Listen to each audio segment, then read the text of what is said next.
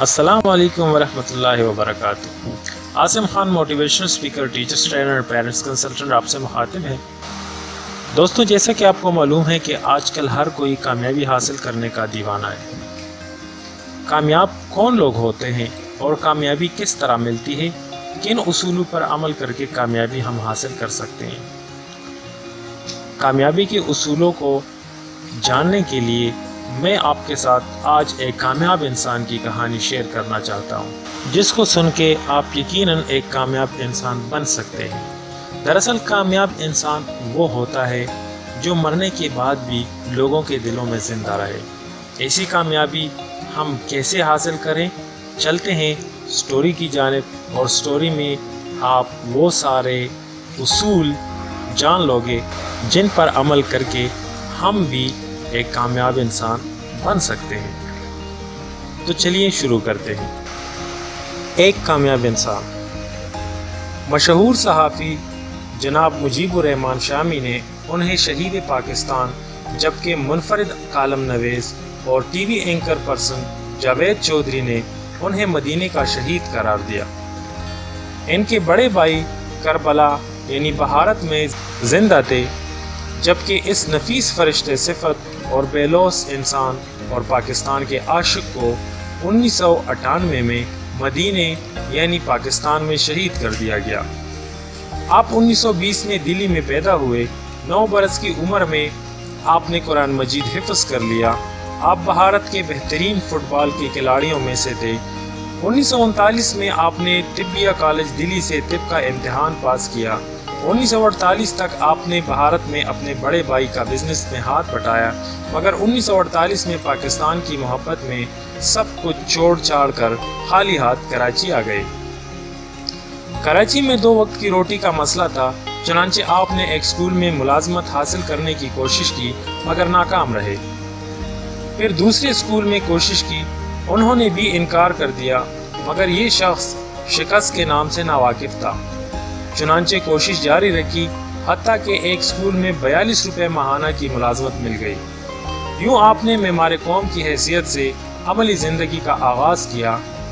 اس دوران انہوں نے ایک معیاری سکول قائم کرنے کا خواب دیکھا، جسے بعد میں آپ نے ہمدرد پبلک سکول کی صورت میں پورا کیا۔ شروع میں آپ نے نونہال گرائپ واٹر دکان دکان پر جا کر فروخت کیا۔ حکیم محمد سعید نے 1948 میں کراچی میں صرف 12.5 روپے سے ہمدرد کی بنیاد رکھی اور پہلا مکتب شروع کیا۔ اللہ تعالیٰ نے آپ کے ہاتھ میں شفا رکھی تھی، جلد ہی ان کی شہرت دور دور تک پہنچ گئی۔ پھر آپ نے کراچی کے علاوہ سکر، ملتان، لاہور، پنڈی، پشاور اور ڈھاکہ میں بھی مریض دیکھنے شروع کیے۔ آپ نے غریب مزدور سے لے کر سربراہ مملکت تک کا علاج کیا۔ معائنہ کرتے وقت آپ اکثر روزے سے ہوتے۔ آپ فجر کی نماز پڑھ کر مکتب شروع کرتے اور اس وقت تک مکتب بند نہ کرتے جب تک تمام مریضوں کا معائنہ نہ کر لیتے۔ آپ چھٹی اور آرام کے نام سے ناواقف تھے۔ ایک اندازے کے مطابق آپ نے اپنی زندگی میں 40 لاکھ مریضوں کا علاج کیا۔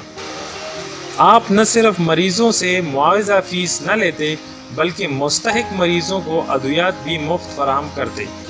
حکیم محمد سعید نے نہایت نامساعد حالات میں ہمدرد کی بنیاد رکھی، مگر ان کی انتھک محنت، اخلاص اور استقامت کی وجہ سے جلد ہی ہمدرد کا شمار پاکستان کے چند بڑے اداروں میں ہونے لگا۔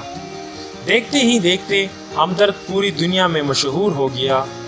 آپ خالی ہاتھ پاکستان آئے تھے، لیکن دولت کے انبار جمع کر کے لوگوں کو حیران کر دیا۔ اس دولت کو قوم کے لیے وقف کر کے مزید حیران کر دیا۔ آپ نے طب مشرق کو مقام عزت و رفعت عطا کیا۔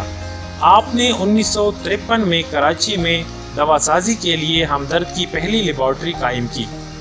اس کے بعد لاہور اور پشاور میں ہمدرد فیکٹریاں قائم کی۔ آپ نے پورے ملک میں ہمدرد کا جال پھیلا دیا، جہاں روزانہ ہزاروں مریض طب مشرق سے شفا حاصل کرتے ہیں۔ حکیم محمد سعید نے ہمدرد کو ایک معیاری اور عظیم طبی، علمی، ادبی، تعلیمی، اشاعتی اور اسلامی ادارہ بنا دیا۔ حکیم صاحب نے 132 ایکڑ پر پھیلا ہوا शहर सनत बसाया।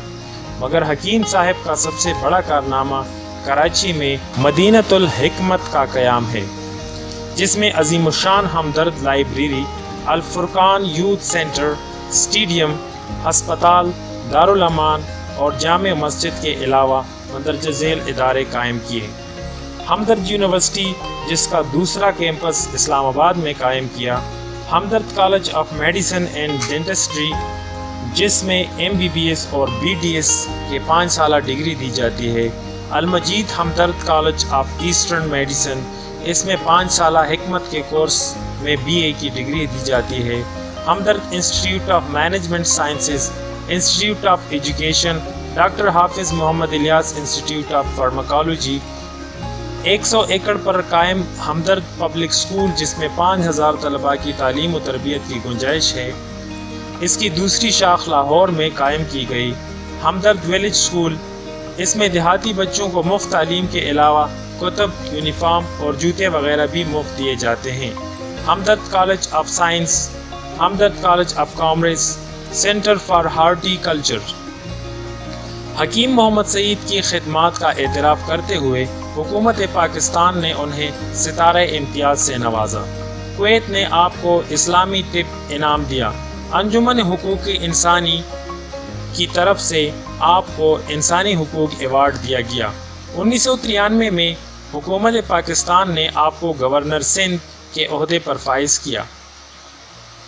हकीम साहब न सिर्फ एक आला पाए के हकीम, बल्कि एक मुमताज़ सय्याह, मुनफरिद खतीब, मुज्जिद, मुंतज़िम, सनतकार, अखबार नवीस, अदीब और मुसन्निफ़ के अलावा एक अमली मुसलमान थे। हकीम साहब की कामयाबी की वजह इनकी अनथक मेहनत, वक्त की पाबंदी, वक्त का बेहतरीन इस्तेमाल, मुतालिया का शौक़, वाज़ेह मंजिल और गोल, अपनी कामयाबी पर यकीन कामिल और मुस्तकिल मिजाजी थी। शिकस्त का लफ्ज़ आपकी लुग़त में न था। आपने हमदर्द को एक इशाअती इदारा भी बनाया। लोगों में सेहत के उसूलों का शऊर पैदा करने के लिए माहनामा हमदर्द सेहत का इजरा किया। बच्चों की तालीम और तरबियत के लिए माहनामा नौनिहाल जारी किया। नौजवानों की अखलाकी तरबियत के लिए माहनामा आवाज़ अखलाक जारी किया। तिब्बी मशरिक़ को बैरूनी मुल्क और आला तालीम याफ्ता तबके में मकबूल बनाने के लिए इंग्लिश में हमदर्द मेडिक्स जारी किया। इसके अलावा माहनामा खबरनामा हमदर्द, हमदर्द माहनामा मेडिकल टाइम्स और समाही हमदर्द इस्लामिक्स भी जारी किए। दोस्तों, हकीम साहब की कहानी से हमें एक सबक ये मिला कि हमें हर हाल में वक्त की पाबंदी करना चाहिए और इसके साथ साथ वक्त का सही इस्तेमाल करना चाहिए। जो भी काम हम करते हैं उसमें मेहनत लाजमी है और उसके साथ साथ मुस्तकिल मिजाजी और अपने आप पर, अपनी सलाहियतों पर यकीन कामिल भी ज़रूरी है।